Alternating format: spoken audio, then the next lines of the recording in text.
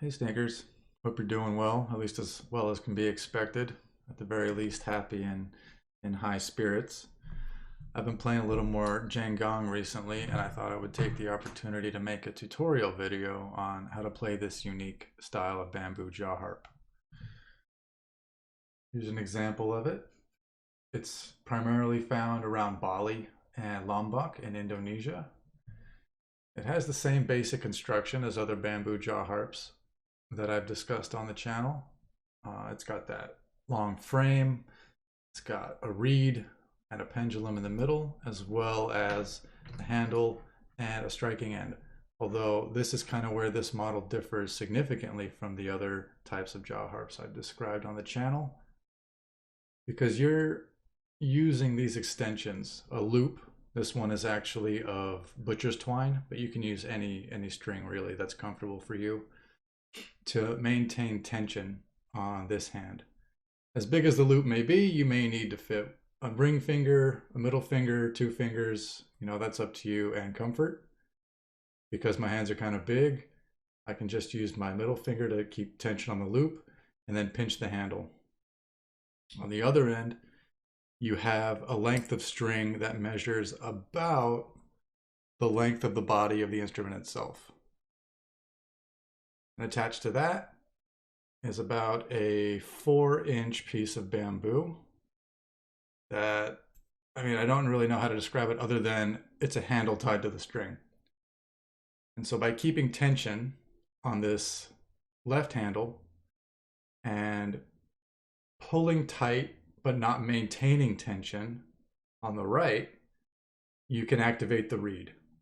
And what I mean by that is that if I pull it tight, nothing happens, right? You don't hear any sound from the reed. But if I make it quick and release the tension, you get some. And you heard that click as well, which adds another dynamic to this instrument. You can't simply pull it straight. That flat plane doesn't get much activation. But if you give it a little angle either way, you get the vibration of the reed. Now you have to try and not go up and down. If you go up or down in terms of the lateral orientation, the reed can be taught in such a way that it's going to hit the frame, if that makes sense. So tension with the left hand through the loop, pinch the handle, bring the lower end of the reed will fit into your mouth, bringing your lips around the frame, just like with other bamboo jaw harps that I've made tutorials on. So you maintain the tension with the string, keep the handle taut. You make that tension on the other end by pulling and releasing quickly. Not straight, but either a little forward or a little backward angle. Also, the way the harp is facing, it doesn't really matter. I think you're going to produce sound just fine with proper technique either way. So we got our taut loop on the handle.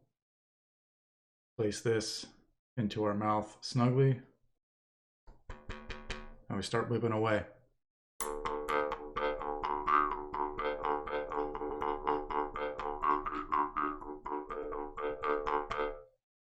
Now, as far as the striking handle, I've seen players both grip it with their palm facing toward them and making that action.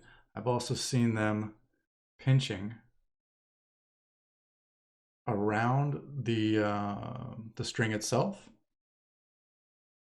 and then wrapping their hand around the rest of the handle.